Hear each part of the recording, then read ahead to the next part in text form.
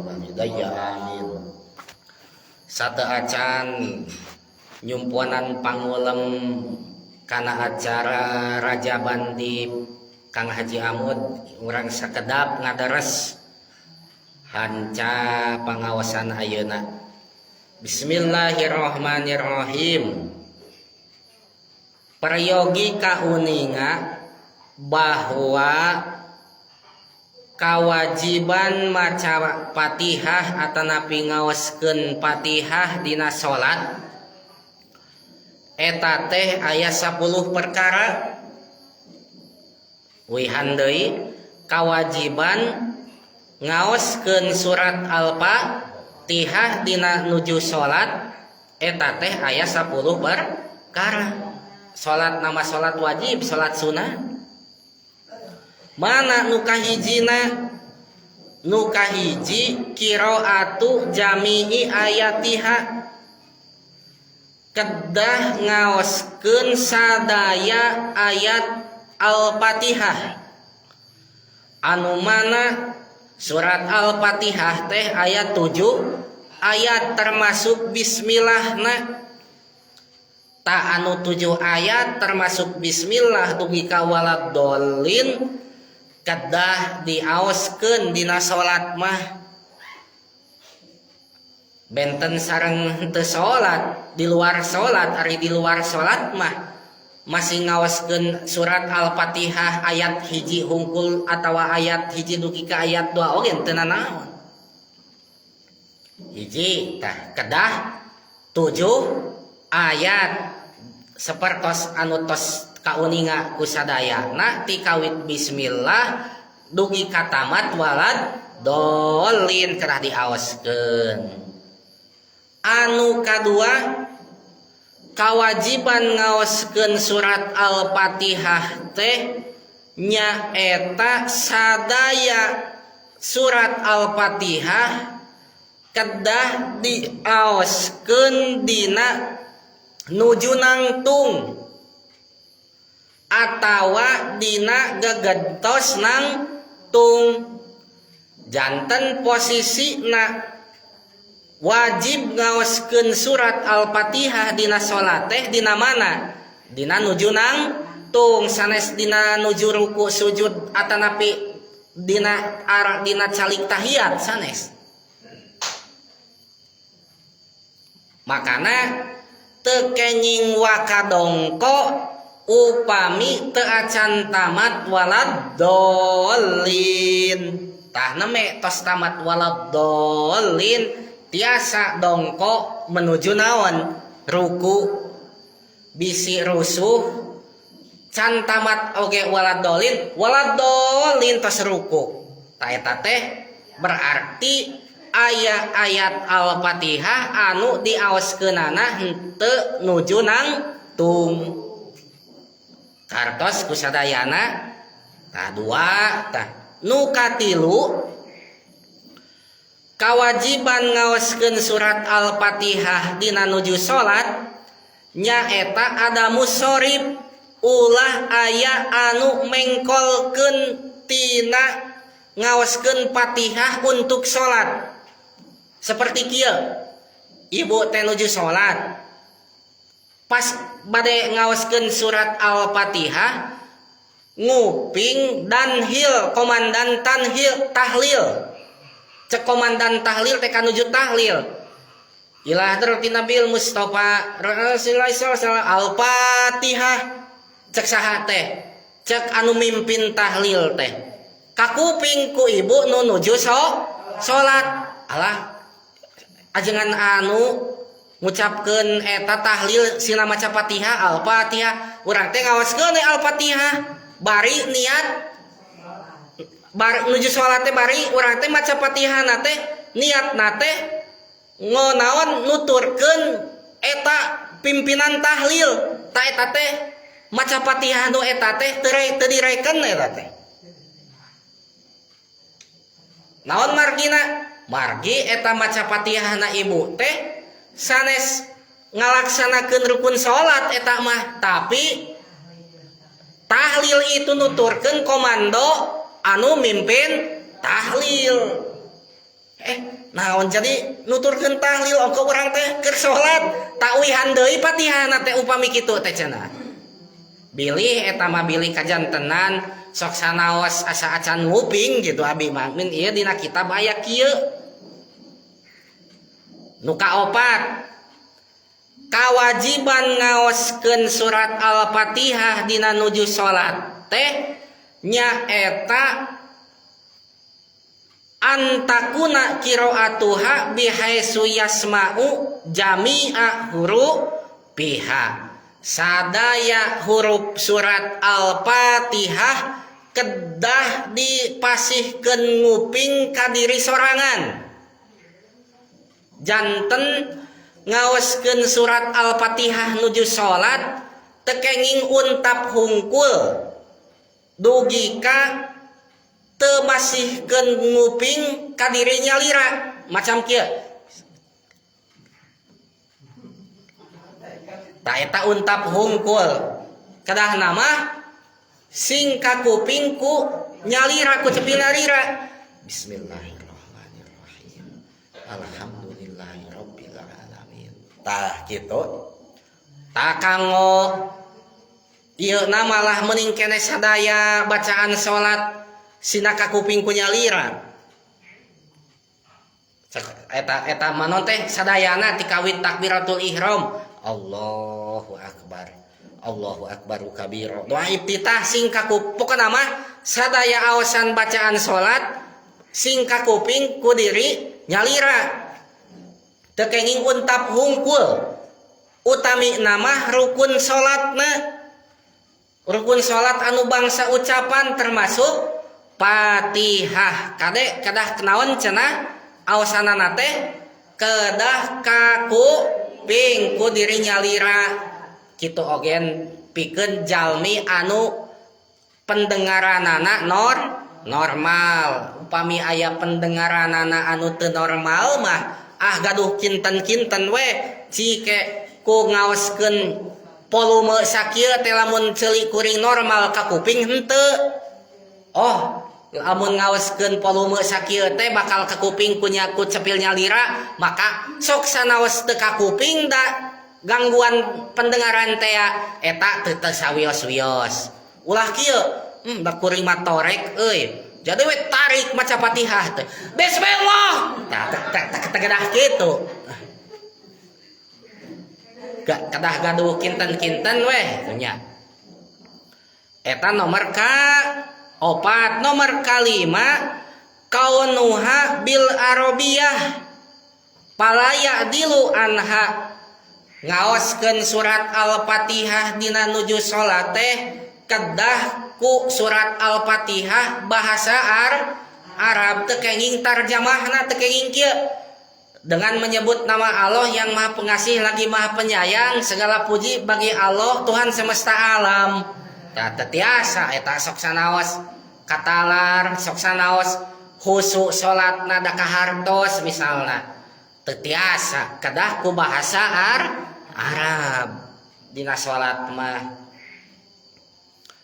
Nomor kagenep muraatut tasdidati kedah ngajaga kana tasdid surat Al-Fatihah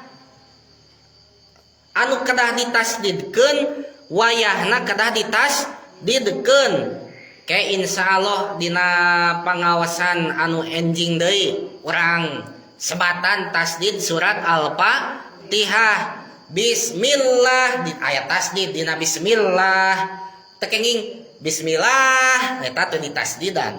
Ari tasdid teh kan hurufna teh dua eta teh sok sanaos dina seratan mah hurufna aya hiji eta teh salaresna mah dua. Alhamdulillah tuh dina lillah aya tasdid teu kenging alhamdulillah eta teu ditasdidan. Upami nuju salat ngaoskeun surat Al-Fatihah kalangkung tasdidna maka eta teh teu sah babacaan Fatihahna kedah uihan deui eta teh. Misalkan ibu teh kieu Bismillahirrahmanirrahim. Alhamdulillahirabbil alamin. Allah, kayak tadi teh nyebut bismillah teh asa teh ditasdidan, kalah ka bismillah gitu. Ai kedah nama naon? Bismillah, tawihan deui eta teh. Upami teu ditasdidanana dina siratal ladina. Siratal ladina kan ditasdidan lam teh nya. Siratal ladina ulah kieu siratal ladina eta teh ditasdidan. Ari nu kapengker-kapengker nama ditasdidan tah anu kalangkung pas siratal ladina dina lamna siratal ladina teh ditasdidan. Ti mana uihan deuna tina siratal ladina we gitu anu teh ditasdidanana uihan deui. Jantan kedah dijaga tas di dena insyaallah engke insyaallah pami aya yuswa sarehat sadayana pangawasan mingon payun tasdid surat al-fatihah anu sadayana teh 14 teh kenging jadi 13 kedah aya anu 14 teh.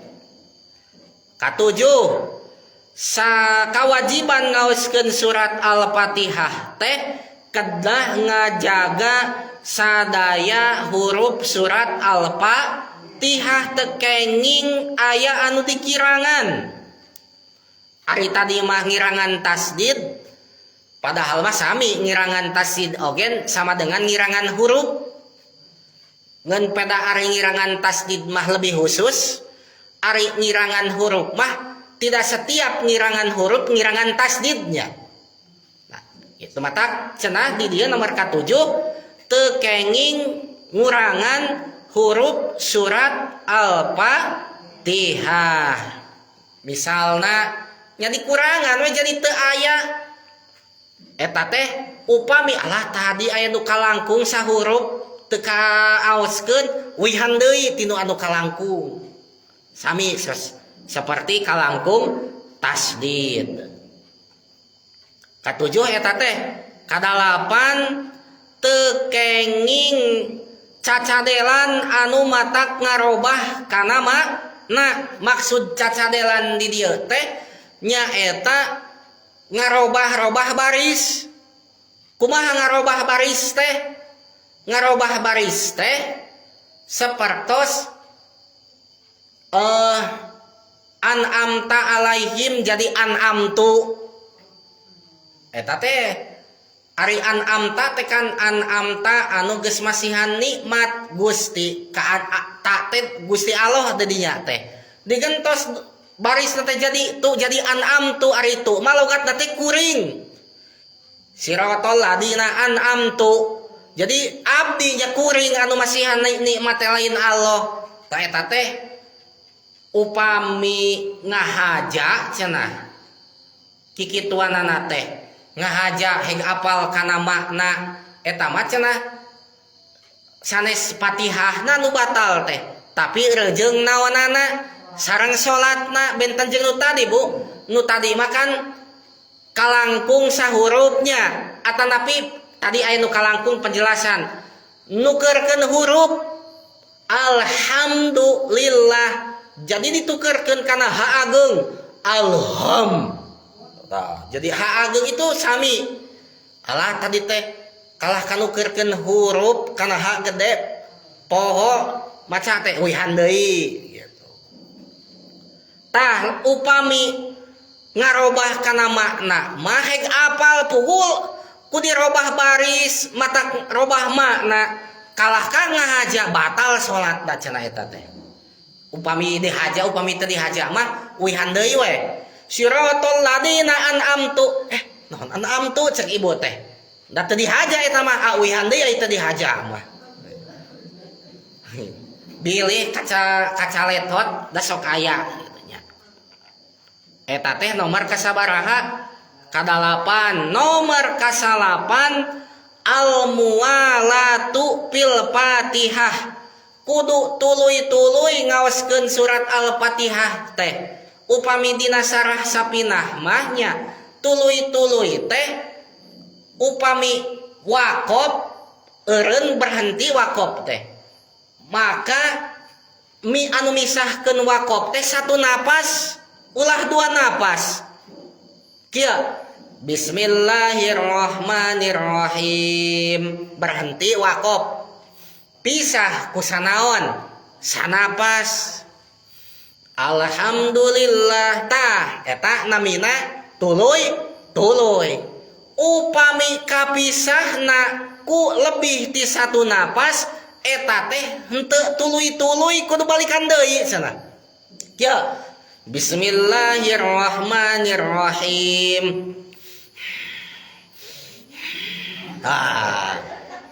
entong tong nuluykeun kana alhamdulillah sabab eta henteu tuluy uihan deui tina bismillah bisi eungap misalna teh sok anu eungap kitu nya Bismillahirrahmanirrahim Alhamdulillahirabbil alamin kitu setiap wakaf kapisah ku satu napas ka-10 anu terakhir bad ngaos Al-Fatihah dina nuju salat mah kedah tartib teu tiasa diacak benten sareng dina luar salat ngaoskeun Fatihah teh tiasa diacak cek ibu teh dah henteu salat ieu teh diacak urang mah maca Fatihah teh kumaha Alhamdulillahirabbil alamin Bismillahirrahmanirrahim Siratal diacak misalkan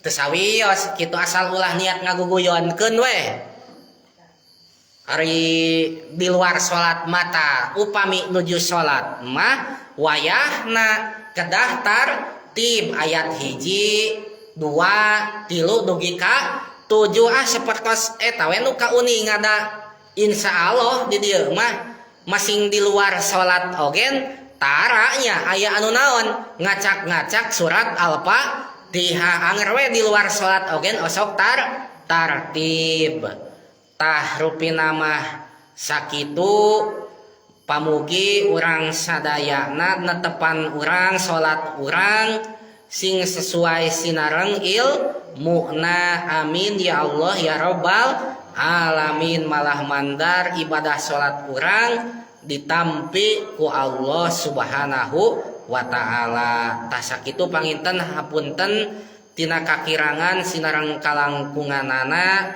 wabillahil hidayatu wat taufik wassalamu alaikum